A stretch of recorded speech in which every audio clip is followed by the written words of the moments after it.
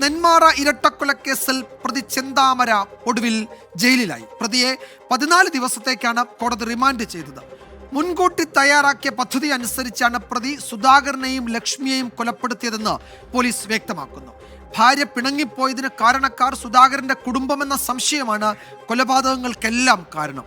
തന്നെ 100 വർഷം ജയിലിൽ അടയ്ക്കണം എന്നാണ് പ്രതി ഇന്ന് കോടതിയിൽ പറഞ്ഞത്. കുറ്റകൃത്യം നടത്തിയതിന്റെ സംതൃപ്തിയാണ് ഈ പ്രതിക്കെന്ന് റിമാൻഡ് റിപ്പോർട്ടിൽ പോലീസ് വ്യക്തമാക്കുന്നു. He consider himself a strong tiger പോലെയാണ്. He is feeling that he is a tiger.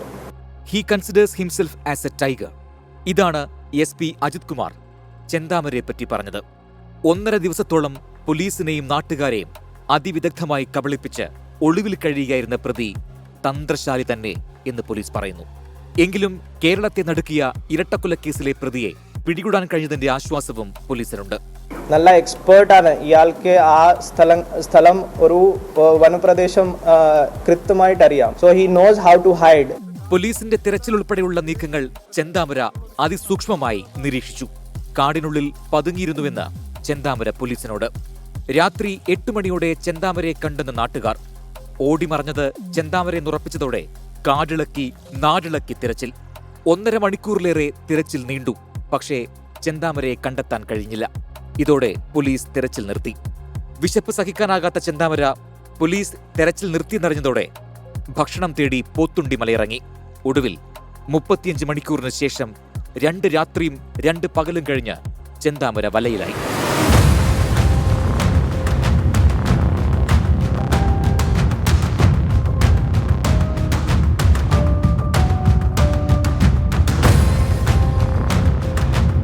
ചെന്താമര അപകടകാരിയാണെന്നും ജാമ്യവ്യവസ്ഥ ലംഘിച്ച് നെന്മാറയിൽ താമസിക്കുന്നതും പോലീസിൽ അറിയിച്ചിട്ടും നടപടിയെടുക്കാത്തതിൽ ആദ്യം മുതലേ നാട്ടുകാർക്ക് ആശങ്കയുണ്ടായിരുന്നു.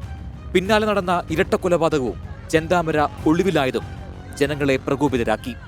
പോലീസ് സ്റ്റേഷനിലേക്ക് പ്രതിയെ എത്തിച്ചതും ജനരോഷം അണപൊട്ടി. പ്രതിയെ തങ്ങൾക്ക് വിട്ടു നൽകണമെന്നും ഞങ്ങൾ കൈകാര്യം ചെയ്യുമെന്നും ജനക്കൂട്ടം ആക്രോശിച്ചു.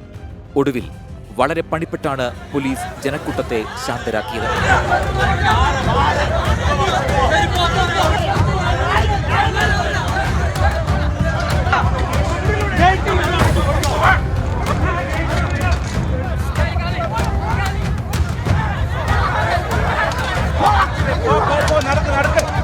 ചെന്താമരയുടെ ഹിറ്റ് ലിസ്റ്റിൽ 3 പേർ കൂടി. ഭാര്യയടക്കം 5 പേരെ കൊല്ലാനായിരുന്നു പദ്ധതിയെന്നും ഇനിയും 3 പേർ ബാക്കിയുണ്ടെന്നും കൂസലില്ലാതെ പ്രതി. തന്റെ ഭാര്യ പിണങ്ങിപ്പോകാൻ കാരണം അയൽക്കാരുടെ മന്ത്രവാദമെന്ന് ചെന്താമര കരുതി. പിന്നെ എല്ലാവരോടും വൈരാഗ്യം. ഇരട്ടക്കൊലപാതകത്തിന് ദിവസങ്ങൾക്ക് മുൻപേ ആയുധങ്ങൾ ഒരുക്കി. ചെന്താമര പിടിയിലായെങ്കിലും സുധാകരന്റെ 2 പെൺമക്കളുടെ നെഞ്ചിൽ ഇപ്പോഴും കനലെരിയുന്നുണ്ട്. ചെന്താമരയെ തൂക്കിലേറ്റണമെന്ന് ഇവർ പറയുന്നു. അറസ്റ്റിൽ ഒട്ടും ആശ്വാസമില്ലെന്ന് ചെന്താമര ഭീഷണിപ്പെടുത്തിയ പുഷ്പ 24-നോട്. നീ അയാളെ വരും, നീ ഇവര് ജാമ്യത്തിലെടുക്കും, നീയും വരും, നീ വന്നാൽ പറയും നിങ്ങൾ കോർട്ടിക്ക് പോയിക്കോളി, സുരക്ഷിത തരാൻ പറ്റില്ല, അയാൾക്ക് ഞങ്ങൾ കാലാകാല ജീവിതപര്യന്തം കൊടുക്കാൻ പാടില്ല എന്നൊക്കെ ഇവർ പറഞ്ഞാൽ തന്നെയാണ് ആ ചേച്ചി മരിച്ചപ്പോഴും. ഇപ്പം 5 വർഷത്തിൽ 6 വർഷത്തിൽ ഇനിയും 2-3 വർഷം കഴിയുമ്പോൾ അവനെങ്കിലും പണം കൊണ്ട് കൂട്ടുമ്പോൾ ഇവർ ഇറക്കും. അവർ ഗുണ്ട സംഘങ്ങൾക്ക് ഇറക്കുകയാണെന്ന് പറയുന്നു. ചിലവർ പറയും പാർട്ടി ഇടപെട്ടിട്ടാണെന്നൊക്കെ. എങ്ങനെ അയാൾ ഇറങ്ങി ഇപ്പോൾ 2 എണ്ണത്തിന് കൊന്നോ അതുപോലെ ഇയാൾ ഇറങ്ങും. ചെന്താമര പറഞ്ഞതൊന്നും പോലീസ് പൂർണ്ണമായും വിശ്വാസത്തിലെടുത്തിട്ടില്ല. വിഷം കഴിച്ചുവെന്ന് ചെന്താമര പറഞ്ഞത് പോലീസിനെ തെറ്റിദ്ധരിപ്പിക്കാൻ. കൊലപാതകത്തിൽ പ്രതിക്ക് കുറ്റബോധമില്ലെന്നും പോലീസ് പറയുന്നു.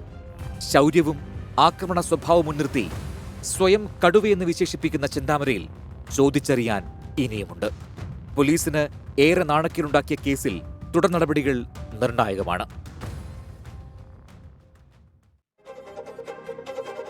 ഈ പ്രതിയുടെ മാനസികാവസ്ഥയെപ്പറ്റി റിമാൻഡ് റിപ്പോർട്ടിൽ പോലീസ് തന്നെ പറയുന്നത് ഇയാൾ ഈ 2 കൊലപാതകം നടത്തിയതിൻ്റെ സംതൃപ്തി അയാളുടെ പ്രതികരണത്തിലും അയാളുടെ മുഖഭാവത്തിലും അയാളുടെ ബോഡി ലാംഗ്വേജിലും ഒക്കെ ഉണ്ട് എന്നുള്ളതാണ്. അപ്പോൾ കൊലപാതകം നടത്തുക, അതിൽ തൃപ്തി കണ്ടെത്തുക, അതിനുശേഷം അയാൾ ജയിലിൽ കിടക്കാൻ തയ്യാറാണ്, വയറു നിറച്ച് ആഹാരം കഴിക്കാൻ തയ്യാറാണ്. ചോദ്യം ചെയ്യുന്നതിന് മുൻപ് ആഹാരം കഴിച്ചിട്ട് ഞാൻ ഉത്തരം പറഞ്ഞാൽ പോരെ എന്നാണ് അയാൾ ഇന്നലെ പോലീസുകാരോട് ചോദിച്ചത്. അപ്പോൾ അയാൾ സംതൃപ്തി കണ്ടെത്തിയത് ആ 2 കൊലപാതകങ്ങൾക്ക് ശേഷമാണ്. നേരത്തെ നമ്മളോട് സംസാരിച്ച പുഷ്പ എന്ന ആ ചേച്ചി അവരെ ഇദ്ദേഹം ഈ പ്രതി കൊല്ലും എന്ന് പറഞ്ഞിട്ടുള്ളതാണ്, നേരത്തെ ഭീഷണിയുള്ളതാണ്. ഇയാൾ ജയിലിൽ നിന്ന് ഇറങ്ങുന്ന ഘട്ടത്തിൽ അവരും പോലീസിനോട് പരാതി പറഞ്ഞിട്ടുള്ളതാണ്.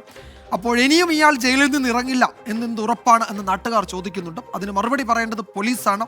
ഇയാൾ ജാമ്യാപേക്ഷ കൊടുക്കുമ്പോഴൊക്കെ ഈ വിഷയങ്ങൾ പോലീസ് ഇനി കോടതിയുടെ ശ്രദ്ധയിൽ കൊണ്ടുവരും എന്ന് തന്നെ നമുക്ക് കരുതാം. ഇയാളുടെ പ്രകൃതം, ഇയാളുടെ രീതി, ഇയാൾ ഒരു ലിസ്റ്റ് തയ്യാറാക്കി ആളുകളെ ഉന്മൂലനം ചെയ്യുന്ന ഒരു കൊടും ക്രിമിനലാണ്, അത്തരത്തിലുള്ള ഒരു കുറ്റവാളിയാണ് എന്ന കാര്യം കോടതി മുൻപാകെ, വിചാരണ കോടതി മുൻപാകെയൊക്കെ എത്തിക്കാൻ പോലീസിന് കഴിയണം. ഇല്ലെങ്കിൽ ഈ നാട്ടുകാർക്ക് സമാധാനമായി കിടന്നുറങ്ങാൻ കഴിയില്ല എന്ന് അവരിങ്ങനെ പറയുകയാണ്. അപ്പോഴത് പോലീസ് കാണുന്നുണ്ടാകും, കേൾക്കുന്നുണ്ടാകും, അറിയുന്നുണ്ടാകും എന്ന് തന്നെ നമുക്ക് കരുതാം. അപ്പോൾ ആശങ്കകൾ പലരും പങ്കുവയ്ക്കുന്നുണ്ട്.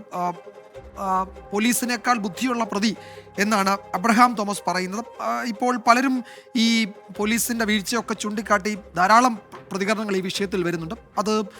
അതിൽ പോലീസിൽ തന്നെ അന്വേഷണം നടക്കുന്നുണ്ട്.